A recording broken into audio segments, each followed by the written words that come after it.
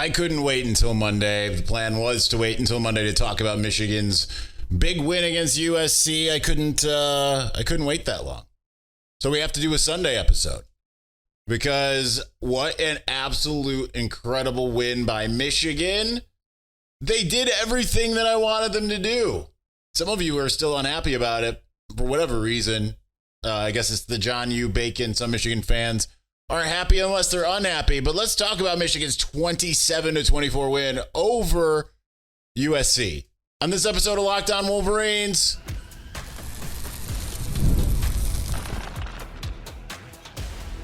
You are Locked On Wolverines, your daily podcast on the Michigan Wolverines. Part of the Locked On Podcast Network, your team every day. Happy Sunday. I almost forgot what day it is.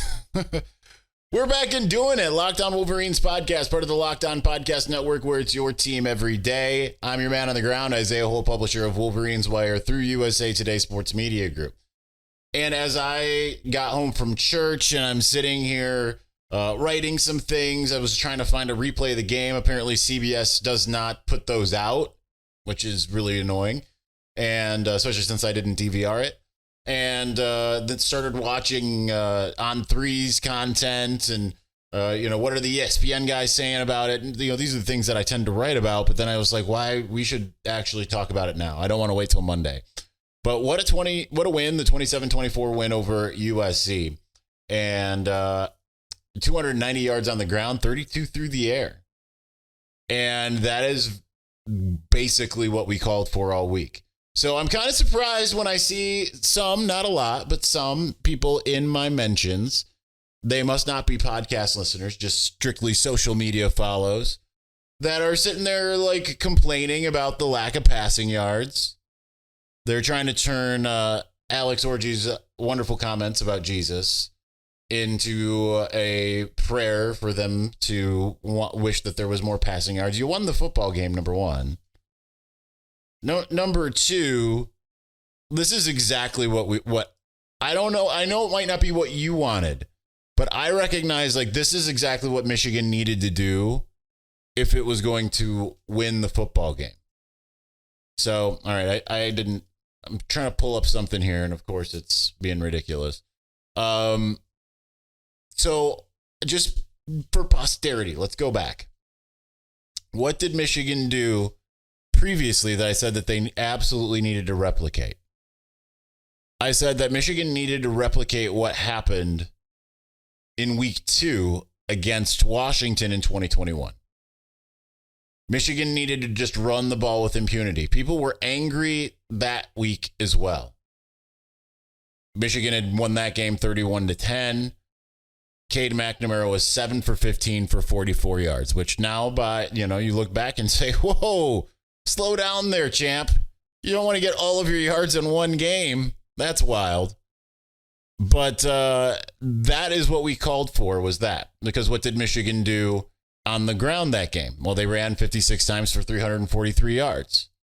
Now, it felt maybe a little bit better in the context of what Michigan had done previous to that point, because that was week 2. This was week 4. Michigan had beaten Western Michigan on the basis of running the ball for 335 yards in week 1, 343 against Washington, 373 against Northern Illinois. So suddenly it was like, this is what Michigan's identity is. Good luck, everybody, of stopping it. And they didn't cross that 300-yard mark again for the rest of the season. They came close against Ohio State with 297. But this is what they needed to do, 100%. I feel bad for Donovan Edwards because I know he comes back from his senior year. He's on the cover of EA Sports College Football. And, feels like with what happened in the national championship game, like this is like, all right, we're off to the races. I'm the starter now. But I mean, Kalel Mullings took the bull by the horns. And I don't have any way to finish this idiom in a smart way. So we'll just stop it right there. But the good news is when the season started in 2021, it was like Blake Corum, okay, sophomore, had some flashes in 2020, it comes out and looks incredible to start 2021, but midway through the season gets injured and it really becomes the Hassan Haskins show. I kind of feel like Michigan's in its best place to replicate the amount of carries one way or the other there, right? With that, they said, Hassan, you are going to be the guy for us. You're going to roll. We're going to roll with you. I think that's what they need to do now. Unfortunately for Donovan, but they need to roll with Kalel Mullings because he gets those hard fought yards. And he runs very similarly. Like, good luck taking him down. You saw that on the 63-yard run, which, by the way, that sequence worked out so well in Michigan's advantage. I was standing next to Bryce Merritt from 24/7 Sports, and I was saying, like, this all was perfect the way this has played out, because if he would have just scored the touchdown right here and now, this was going into the 2-minute warning. USC was going to have 2 timeouts and the ball back in that scenario. But because he didn't score the touchdown, that allowed Michigan to continue to eat up clock. Now, Michigan did make a stupid decision by trying to throw the football at any point in time in that period, because USC still had a timeout left at that point. Certainly they could have scored a touchdown on that play, but it wasn't worth, the juice wasn't worth the squeeze, right? Because you don't want USC in this position where it can have more time and plus maybe a timeout, because we saw how fast they can move down the field. As good as Michigan's defense was playing, you just didn't want to put them in that position at that point in the game. USC had found its confidence offensively as the game wore on. But the fact that USC was left with 30 seconds left and no timeouts to try to drive the field to at least get a field goal attempt. I mean, that worked out so well just by virtue of Michigan being able to chew up some clock and do some things there. Felt very fortuitous, and it was just a very good scenario, obviously, for Michigan. I want to get back to the passing game stats from 2021, because that's what again, this is what this team can be, because Cade McNamara as the starter, he wasn't asked to throw more than 16 times until they got to the Wisconsin game. Now, and Wisconsin was the toughest defense they were going to face up until that point. This is combined between him and J.J. McCarthy. They combined 18 for 30 for 253 yards. Now, granted, in the ensuing week against Northern Illinois, you saw Cade go 12 for 17 for 233 yards. So not a lot of attempts, but certainly going downfield. Consider this to be a little bit of some training wheels, right? Because they clearly don't, number one, they clearly don't expect Alex Orji to throw very much downfield. They're without the only real proven receiving target that Michigan has on its team in Colston Loveland. And so, they targeted Marlon Klein a few times. He had some good throws downfield, but mostly they wanted to play this horizontal game rather than getting vertical. That's going to change, right? There's no way you can get through a 12-game season, and obviously it's truncated because you just played week 4 with what they just did. Like, you're going to have to mix some things up. But I also disagree with those who are going to look at this game and say, well, you're not going to beat Ohio State that way. Well, that's basically how they beat Ohio State in 2021.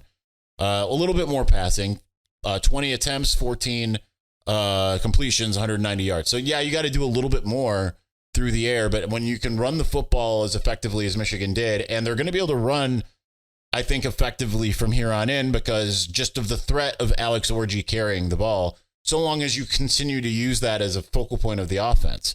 And they didn't even necessarily use it as a focal point. I mean, Alex Orji carried 13 times for 43 yards. He had a long of 14. So it isn't necessarily even that you're really saying, like, all right, go out and do all this stuff. But basically the game plan for what Michigan did against USC is 100% what we were calling for. We said we wanted, if they had the ball 60 times, I said I think I said 55. I said I want them to pass 15 times and run the ball 40. Well, they ran the ball 46. They had it 58 times. They ran the ball 46 times and threw it 12 times. And I said that of those runs, you need about a third of them to be Alex Orji, and he got 13 out of the 46 carries. Otherwise, you saw one from Frederick Moore. You saw 14 from Donovan and 17 from Kalel. That is balance, that you got production from all three of those guys. even Frederick Moore with the 1 carry. And it's just enough to keep that defense off kilter. Now, obviously, it didn't feel good in the third and halfway through the fourth quarter, but they found a way to get the job done. Absolutely incredible job by Kalel. Also give credit to Donovan for his touchdown. I know he feels terrible about the fumble. That's his first career fumble. So you hope that doesn't happen again. But still, there's a lot to like about what you saw. Yeah, it's not exactly the prettiest style. They should be able to win like this against some of the other teams on the schedule. You do want to see them kind of expanding on the passing game, but they need to find and pick their areas to do it. I have some ideas. We'll get to those, as well as some, I don't even want to say criticism, but a little pushback that I'm going to have as well. And we're going to do that here in just a moment. But before we do, hey, NFL fans, you can start the season with a big return on FanDuel, America's #1 sportsbook. So when you get a hunch in the middle of the game, you can check out the latest stats, view the live play-by-play, and so much more on the same page where you place your bets. It's all a one-stop shop there for you. You'll get started with $200 in bonus bets guaranteed when you place your first $5 bet. That's FanDuel.com, America's #1 sportsbook.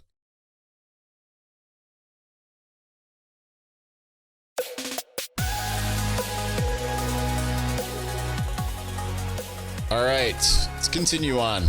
There's lots to get to here. Before I think we're probably going to push back what I want to see happen from here into segment 3, because I just want to continue to talk about this game. Because we haven't even talked about the defense. I mean, this whole game is big kudos to the entire staff, because it kind of felt like they had been watching or listening to this show, because they basically did everything that I said outside of a couple things. Obviously, I wanted to see the Donovan Kalel with Orgy package in the game. We didn't see that. I still think that that's something that they can use and should use.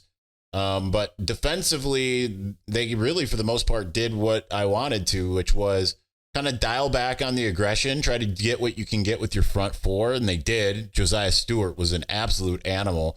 I mean, all of them were. All 4 of the starters up front just had absolutely incredible games, right? Kenneth Grant looked very good. I was joking, like, when he had the fumble, after he recovered the fumble, I was like, people were like, I shouldn't have fumbled that. That was just, such a backbreaker. And it's like, listen, he got that much speed. You don't expect to be caught.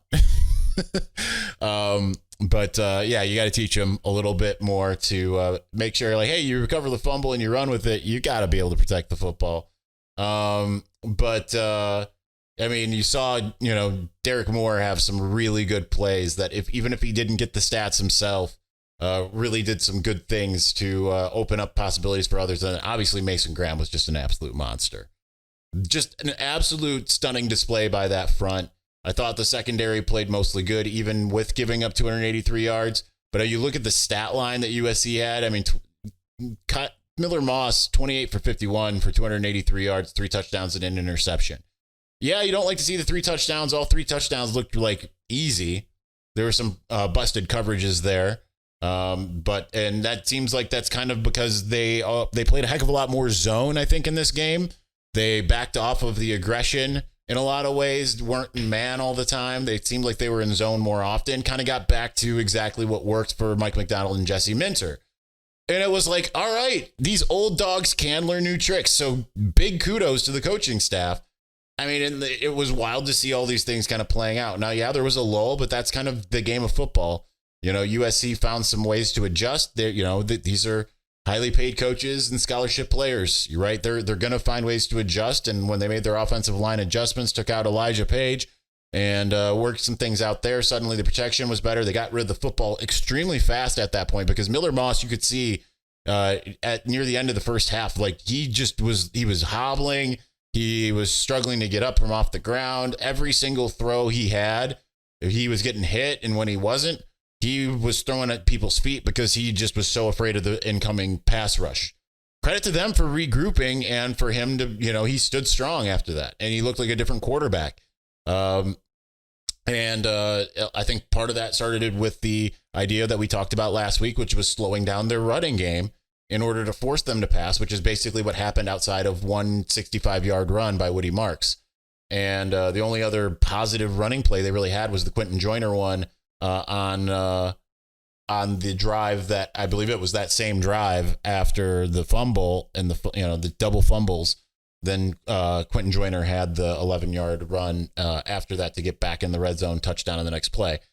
So I think that really showed you, though, that the fact that, all right, the Texas defensively was an aberration in large part because those coaches swallowed their pride and said, okay, we need to find a way to do what we know these guys are capable of. What did we talk about all week last week? It was about putting players in the best position to succeed. I still think there's a lot of meat left on that bone. Get Donovan Edwards in space, throw him the football. I guess this is kind of getting into the next thing that I was planning on, so we'll just do it now. If I'm Sherrone Moore, what I'm doing right now, especially since you have the guy that was emulating Jalen Milroe in bowl prep last year, and you know he's a similar athlete, I'm not stopping there. I'm looking at some of the stuff that Jalen Milroe ran, both in running and passing. But what I'm also going to be doing is I'm going to be looking at specifically how Alabama, not necessarily Texas, different style, different quarterback, all that stuff. I'm looking at how Alabama used Isaiah Bond, who is very in stature, very similar, and could be a very similar player to what Samaj Morgan is capable of. And I'm trying to find ways, instead of just getting him in some potential screen situations, how can I use Samaj more effectively downfield, specifically with a quarterback that is like this, that has some kind of similar limitations? Because Milroe found it eventually. And I like we talked about last week, he wasn't necessarily that same guy that he was at the end of the year early. So just to kind of recap a little bit of what Milroe did, and then we'll look at Isaiah Bond as well. So last year, Milroe didn't have any 32-yard passing games, but I'm going to go to 2022. Texas A&M, he started, right? They won this game, but this was Bryce Young's out. I'd listened to the radio on this one. I'm coming back, I think, from Indiana, and somewhere in the heartland driving back, listening to this game. And Texas A&M loses to Alabama at home, 24-20. Jalen Milroe attempted 19 passes, 12 completions, 63%. That's about kind of what you can hope for with an Alex Orji. Don't expect the J.J. McCarthy 80%. Just don't. But 111 yards, 3 touchdowns, 1 interception. So 5.8 yards per attempt. The next year, everything went up significantly. So you're looking at 2022, and this is the thing that Michigan's going to kind of have to work through, because I believe that was his only start, Milroe's only start, and then after that, Young was back, and they kind of did some mixing and matching, and he came in for some time here and there. But he generally threw like yards per attempt 7.6, 1.7, 7.2, 5.8, 6.0, 5.8, so on and so forth. In 2023, suddenly he's the starter, and they're relying on him a lot more to be able to throw downfield. So you just kind of have to get to that point. 18 attempts against Middle Tennessee to open the season last year, Jalen Milroe, 194 yards. So suddenly he went from being what that was to 10.8, doubling his yards per play. And he only had a couple games where he was underneath double digits. He 9.5 yards per play against LSU, 9.4 against Texas, 8.3 against Georgia, and you're going to love this, 5.0 against Michigan. 116 yards passing against Michigan. They still came very close to winning that football game. So I'm looking at what Jalen Milroe was able to do, but I also want to look at what Isaiah Bond was able to do, because I think that is kind of what Michigan, where it can really find some of its capability this upcoming year. So Bond was the number 2 receiver for them last year. And it wasn't like he necessarily had these eye-popping stats. It was just kind of more like, I think people really looked at that Auburn game. But this is what you can get, exactly the type of stuff you can get from Samaj Morgan. 5 catches for 76, 1 for 34, 4 for 42, 1 for 10, 1 for 17, 7 for 96. And by the end of the season, after the midseason 1 for 8 against Arkansas, then you started seeing things pop off. 3 for 77, 5 for 60, 2 for 24, 4 for 23, 5 for 75. You just need to kind of start working that in, build that connection in game. I think that Alex Orji is going to get better week by week if you just start putting a little bit more on his plate every single week. You start moving slightly from the line of scrimmage, slightly outward until you get to the point where he's really throwing downfield. And when Colston Loveland comes back, you hope that soon, then suddenly things look a lot different. So I think there's a lot of potential here. And but there's a lot of you who are upset for reasons I couldn't tell you why, man. Guess you just don't pay attention to this show, or you don't pay attention enough. You don't heed my words. But let's talk a little bit about the fan reaction. We'll do that here in just a moment. But before we do, listen, there's still lots of stuff you got to get to. There's concerts. There's still a couple Tigers games left. There's just all kinds of stuff out there for you. And the best way to get in the door is through Gametime. Gametime has a new feature called Gametime Picks. It makes getting tickets for your favorite live events even easier. Gametime Picks filters out all of the fluff to show you only incredible deals and great seats, so you don't have to waste time searching through thousands of tickets. One of the best parts about Gametime is they have the super deal. They have the views from your seat. They have curated deals that make it easier to find the best price on great seats. And with all-in pricing, if you toggle this feature up front, it will show you the entire total. There's no surprises at checkout, and you just absolutely have to turn on that feature, but you will know exactly what you're paying. No surprises. Everything else, anywhere else you go, you're going to be surprised when you get to the end, right?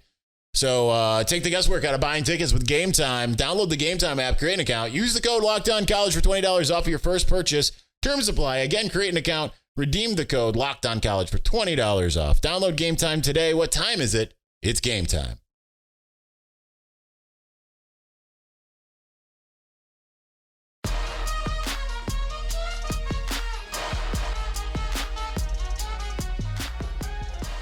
All right, I mean, I don't know how anyone can be less than enthusiastic about what happened. Yeah, it was a close game, and it kind of felt like Michigan was going to run away with it. They had opportunities, certainly, to do so. A couple missed tackles here and there gave USC some extra life. Guys just slightly out of position, and then certainly some missed opportunities offensively. I mean, we have to have a serious, national conversation about Evan Link. Ironically, he's the one who had that final block that allowed Kalel to spring the 63-yarder, ironically, from the ground, naturally, his natural position in the football game. They've got to figure something out, or he's got to get better in a hurry. That's because he is a liability when it comes to the right tackle position. It feels like the other four are really stepping up. No offense to Dom Judice. I still think that Crippen is just definitely the better guy out there. You also... PFF seems to think that also, graded out significantly higher. They continue to run with what they're running. So it's not like the coaches aren't still doing some things that are head scratchers, but they're getting better. They're becoming enlightened. But I think it's kind of weird to see a couple different things. And here's where I'm going to push back on some of the fan bits. There are the people who complain, I remember seeing some things on some of the message boards. I'm on two of them now, and they're like, two things can be true. Number one, you can be excited about the win and also be, questioning Alex Orji and whatever. All right. That's true, but, the context of every game is kind of, self-containing. We've been through this shine before, right? We've seen this exact script play out in the past. The difference is you didn't have a Texas akin to an early season Michigan each of the last 2 years at least, suddenly come into town and take you to task. You didn't have that to kind of make you feel like the world is falling, which it was. Let's just be honest about it. For those who might also want to push back and say, you said they might not make a bowl game. Listen, if they didn't make changes from what they were doing, I don't think that they would have, but they made the requisite changes. Their backs were against the wall, and suddenly the, caged tiger, was going to be a tiger after all. So you have to give them kudos for that. But every game is self-contained, right? We've been through this every year. Well, that's not going to beat Ohio State. Well, guess what? They didn't play Ohio State. They played USC. People were almost starting to talk about USC like they were Ohio State, what they were able to do offensively and their defense. Ohio State is a juggernaut right now. You're going to worry about that when you get later into the season. I mean, I'm sure they're worrying about it right now, but let them worry. You just focus on, I guess, whatever. I mean, you're a fan. You can focus on whatever, but when it comes to the team, that, they'll continue to try to get better every week and hopefully have a really good game plan to be able to do to Ohio State what they've done. But like we talked about all week last week, like this is what we wanted.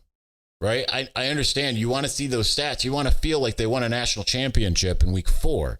It's not how this works. And if you're a Michigan fan, you should know that by now. That should have been grilled into your noggin from forever ago. Right. 2021, week 4, Rutgers. Well, actually, we can go back to Washington. Second half against Washington. They're running the football. Cade McNamara's not even attempting passes. This isn't going to beat Ohio State.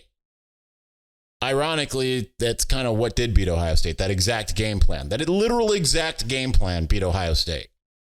Rutgers, a couple weeks later, Michigan just kind of falls apart in the second half. Similar to, I guess, this last game.